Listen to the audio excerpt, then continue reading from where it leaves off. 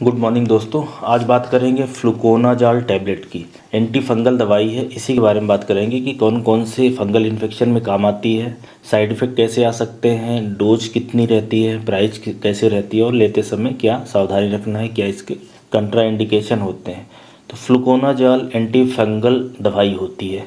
ये ट्राइजाल फैमिली की anti fungal दवाई है। तो ये टैबलेट भी आती है, लगाने की स्किन में क्रीम भी आती है, कैप्सूल भी आता है, इंजेक्शन भी आता है और पाउडर के फॉर्म में भी आता है। अलग अलग तरीके से इसका फंगस के खिलाफ यूज होता है। अभी हम लोग बात करेंगे टैबलेट की कि फ्लूकोनाजाल जो एंटी फंगल टैबलेट है वो किस काम आती है और उसको कैसे यूज करना है। तो अगर इसके यूज की बात करें तो बहुत तरह के जो फंगल इन्फेक्शन है उसमें काम आती है। तो स्पेशली जो स्किन के फंगल इन्फेक्शन होते हैं और जो कैंडिडा का फंगल इन्फेक्शन होता है, तो जैसे अगर किसी महिला के वजाइना में कैंडिडियासिस हो जाता है, कैंडिडा हो जाता है, जो कि काफ़ी कॉमन है, महिला के जननांगों में होता है तब काम आएगी, या किसी के फूड पाइप में हो जाए या गले के अंदर कैंडिडा हो जाए, मुंह के अंदर कैंडिडा होता है जिसको ओरल थ्रस बोलते हैं, या टंग वगैरह पे हो सकता है, उस समय ये दवाई दी जाती है। इसके अलावा कैंडिडा से यूटीआई हो सकता है, यूरिनरी ट्रैक्ट, पेशाब के रास्ते में इन्फेक्शन हो जाए, जैसे कि डायबिटीज़ के मरीजों में काफ़ी देखा जाता है, या पेरिटोनियम होता है, पेट के अंदर की जो लेयरिंग है। इसके अलावा कैंडिडा से निमोनिया भी हो सकता है, और कैंडिडा से शरीर के अगर कहीं भी और इन्फेक्शन होता है तब ये खाने के रूप में फ्लूकोनाजाल दी जाती है। इसके अलावा क्रिप्टोकाकस एक फंगस होता है, उसके खिलाफ भी ये इफेक्टिव है। तो क्रिप्टोकाकस का अगर इन्फेक्शन हो जाए और स्किन में जो दांत खाज खुजली हम लोग सुनते हैं, ये टीनिया का इन्फेक्शन है, चाहे उंगलियों के बीच में हो जाए, चाहे किसी के नाखून में हो जाए, या फंगस का इन्फेक्शन हाथ पैर में या पीठ में, पेट में, गले में, यहाँ पे हो सकता है, उसमें भी काम आती है। तो इस तरह के फंगस इन्फेक्शन में फ्लूकोनाजाल काम आती है। और इसके अलावा जो ब्लास्टोमाइकोसिस, हिस्टोप्लाज्मोसिस और कॉक्सीडियोडोमाइकोसिस, ये भी शरीर के अंदर इन्फेक्शन कराते हैं, फेफड़े में और सॉफ्ट टिश्यू में, लीवर वगैरह में, इस तरह करा सकते हैं, पेट में करा सकते हैं, तो उसके खिलाफ में काम आती है। तो फ्लूकोनाजाल काफ़ी इफ़ेक्टिव और काफ़ी wide range of anti fungal है, बहुत सारे फंगस के खिलाफ में काम आती है। पर क्या सारे फंगस के खिलाफ में काम आती है? तो जी नहीं, बिल्कुल। बहुत सारे फंगस हैं जो फ्लूकोनाजाल जिनमें काम नहीं आती, जैसे कि म्यूकरमाइकोसिस वगैरह, और भी काफ़ी तरह के फंगल इन्फेक्शन हैं जिसमें ये काम नहीं आती। अब ये एंटी फंगल दवाई काम कैसे करती है, अगर इसकी बात करें तो ये फंगस सेल वाल है, जो फंगस के ऊपर ये कवरिंग है, उसमें अर्गोस्ट्राल होता है, उसको बनाने में ये रोकती है, इससे फंगस की डेथ हो जाती है। किन नामों से आती है? फ्लूकोनाजाल तो दवाई का नाम है, साल्ट का नाम है।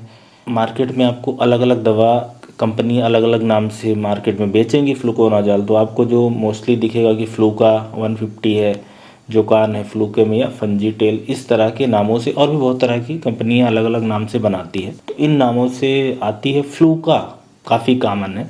अब बात करते हैं इसकी डोज की। फ्लूकोनाजाल अलग अलग डोज में यूज होती है। 50 मिलीग्राम की भी टैबलेट आती है, 100 मिलीग्राम, 150, 200। जैसा मैंने बताया कि ये टैबलेट, क्रीम, इंजेक्शन, पाउडर सब रूप में आती है। टैबलेट भी अलग अलग स्ट्रेंथ की आती है।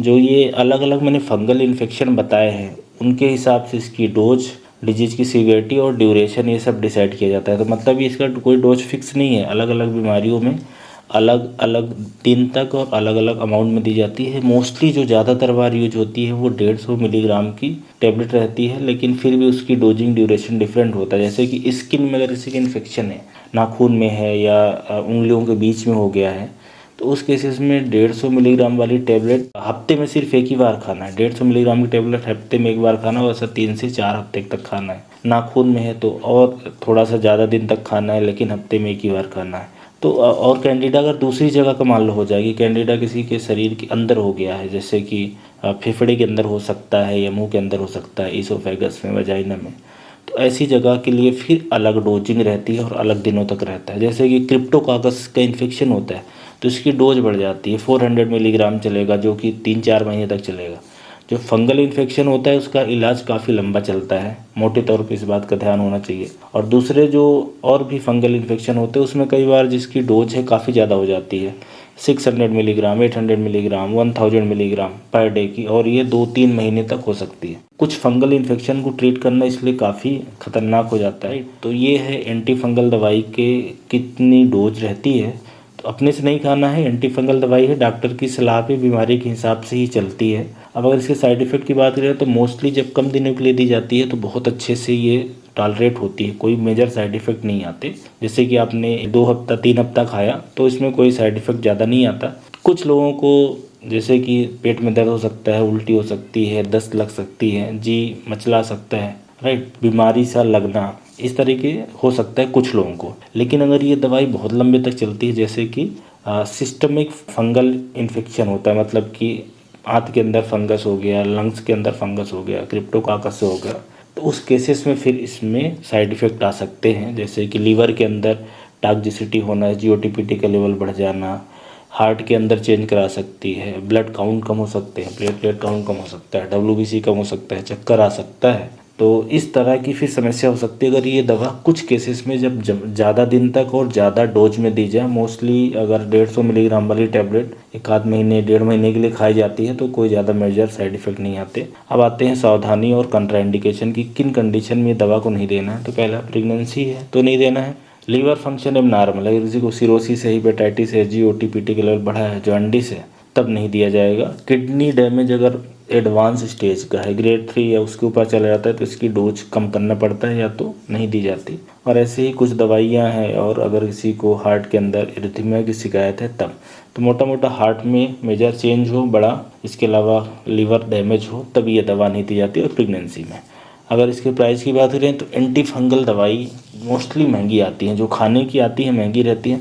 एंटी फंगल क्रीम सस्ती होती है, पाउडर सस्ता होता है, लेकिन खाने की दवाई महंगी होती है। वैसे ये फ्लूकोनाजाल की एक टैबलेट अगर 150 मिलीग्राम के लोगे तो आप 20 रुपये तक की पड़ेगी। तो ऐसे मतलब अगर लंबा खाना हुआ तो ये काफ़ी एक महंगी दवाइयों में से आती है। तो ये फ्लूकोनाजाल टैबलेट के बारे में जानकारी है, जो कि एंटी फंगल दवाई है, क्या नुकसान है, किन बीमारियों में काम आती है, ये सब के बारे में जानकारी हो गई। उम्मीद है ये वीडियो हेल्पफुल होगा अगर किसी को फ्लूकोनाजाल टैबलेट खानी है या इसके बारे में जानना है तो। Thank you.